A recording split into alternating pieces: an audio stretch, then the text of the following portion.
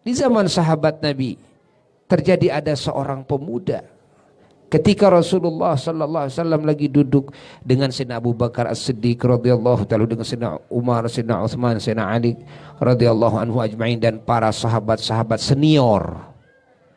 Ya, tiba-tiba sedang berkumpul, ya, datang seorang pemuda. Begitu datang seorang pemuda, tuh langsung Rasulullah sallallahu alaihi wasallam berdiri menyambut pemuda tersebut. Kaget semua sahabat yang hadir.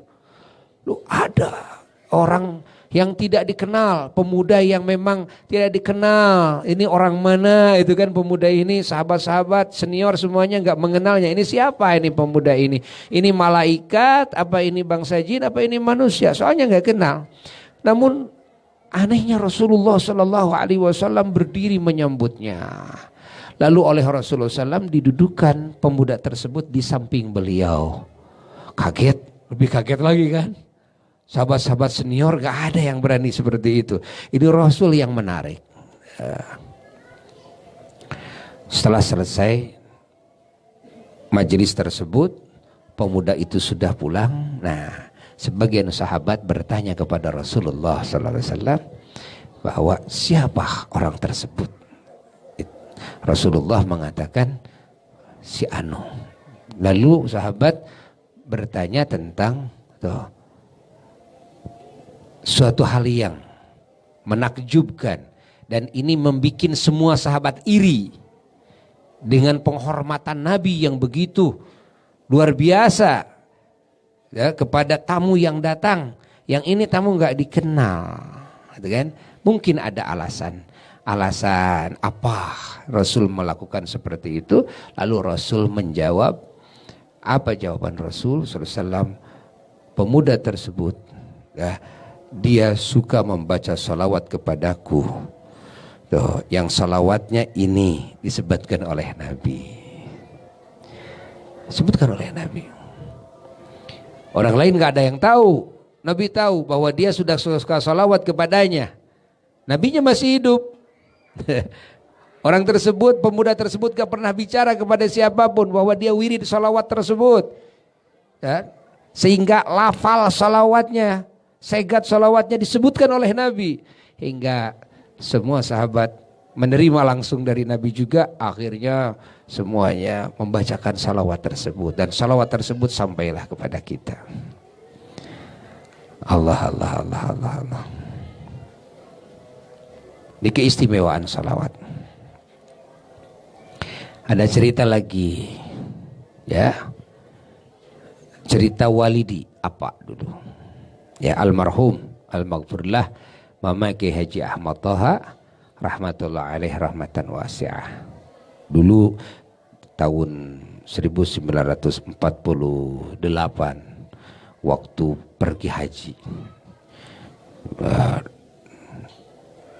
sampai ke Madinah. Di Madinah lagi wabah penyakit gatal. Ya, dokter kan belum ada seperti sekarang kan. Zaman penjajahan saat itu, semua baik warga Madinah maupun jemaah haji semua kena wabah gatal semuanya. Ya, apa ya, adalah ya, ahli salawat, ya, ahli salawat.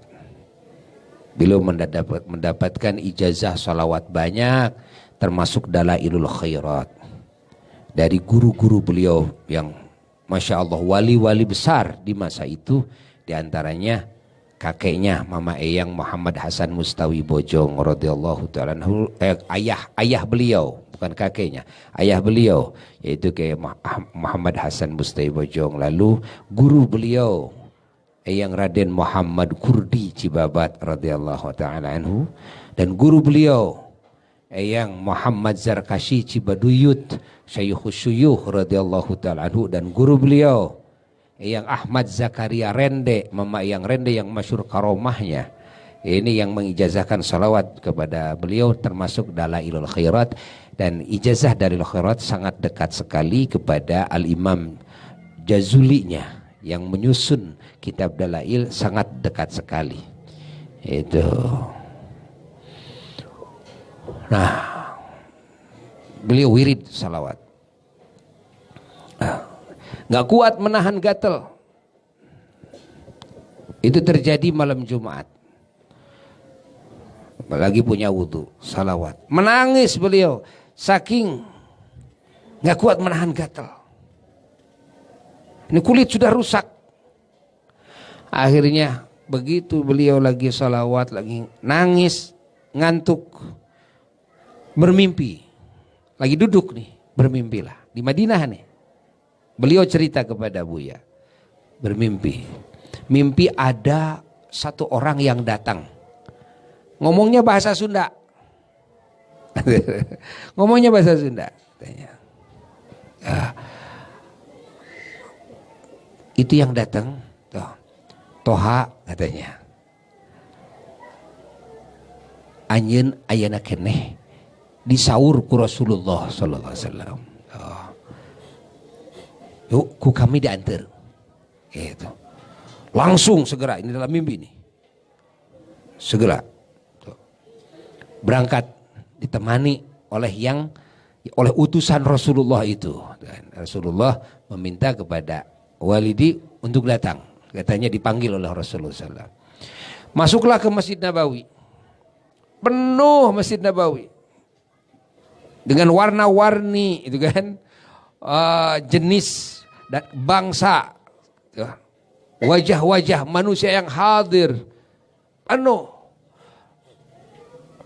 Tapi katanya apa bisa masuk karena ada yang bawa itu, bisa masuk sampai di depan makomnya Rasulullah Sallallahu Alaihi Wasallam. Begitu di depan makom kelihatan cahaya yang gemerlap, buburisatan cahaya memenuhi hujrah syarifah. Lalu Rasulullah Sallallahu Alaihi Wasallam beliau berbicara kepada Walidi, mengijazahkan salawat, ya, satu salawat yaitu assalatu wassalamu alaika ya sayyidi ya Rasulullah khudh biyadi qallat hilati adrikni. Tuh. Begitu mendapatkan ijazah salawat dari Rasulullah SAW dalam mimpi ini, terbangun saat itu. Beliau masih posisi duduk. Begitu terbangun seketika semua gatalnya hilang. Semua gatalnya hilang. Dan ini Buya tuangkan salawat itu di dalam buku salawat masyhur, ya kan? Salawat masyhur. Nah, jadi banyak orang-orang yang sukses dengan salawat, hatta perkara-perkara yang mustahil menurut adat bisa terjadi. Makanya orang-orang soleh dulu kalau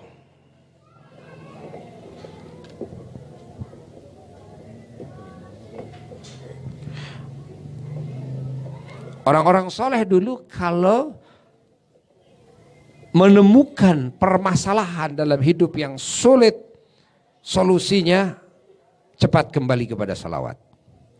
Itu kebiasaan orang-orang saleh dari dulu. Suatu hari Mama Eyang Cibabat, waliullah, gurunya apa menceritakan ketika beliau mesantren di Mama Eyang Raden Muhammad Kurdi Cibabat radhiyallahu taala anhu. Mama Eyang Raden Muhammad Kurdi punya tanah di samping pesantren, ada kolam. Itu diakui oleh seseorang tetangga beliau bahwa itu diklaim milik dia. Milik dia. Padahal itu resmi. Tanah itu yang ada kolamnya itu milik Mama Eyang. Akhirnya Mama Eyang musyawarah dengan putra-putranya. Masya Allah. Cara nih kita perlu berguru ya. Cara untuk menyelesaikan solusi. Kalau orang yang soleh tidak langsung mendatanginya, tidak sengaja ke pengadilan, enggak. Enggak sengaja ke pengadilan, enggak.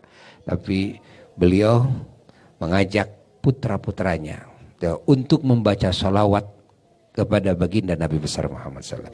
Akhirnya putranya yang memimpin Abu Ya'lon, Kiai Ahmad Zaini Dahlan rahmatullah alaih, gurunya apa juga, karena apa diasuh oleh putranya dan diasuh oleh ayah beliau yaitu Mama Eyang Cibabat. Baca sholawat nariyah 4444 daripada Isya terus sampai mau menjelang subuh. Begitu mau menjelang subuh, Mama Eyang Cibabat ini keluar dari kamar. Kelihatan bekas menangis beliau di matanya. Lalu bertanya kepada putranya Abu Ya'lon. Kata Mama Eyang, menang sabaraha lon solawat. Ya. Dapat berapa solawat? Kenging 4.444. Uluh. Seur. Tuh, banyak artinya. Eyang mah ngan ukur menang hiji. Salawat nariyah dengan ukur menang hiji. Tiba ada Isa teu kuat. Kabujeng di sumpingan Rasulullah SAW. Begitu baca salawat nariyah, waliullah Eyang Cibabat cerita, baru satu kali membaca salawat nariyah, Rasulullah sudah datang. Bersama Rasulullah sampai mau menjelang subuh.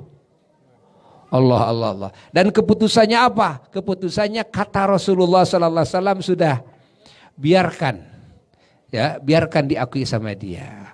Jadi keputusannya bukan hasil akal, bukan. Akhirnya jadi diteruskan salawatnya.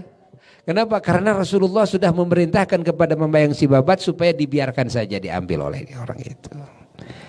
Akhirnya nggak diteruskan. Allah, orang-orang soleh sampai begitu. Hatta instruksinya langsung, kan? Dari baginda Nabi besar Muhammad sallallahu alaihi wasallam. Insyaallah.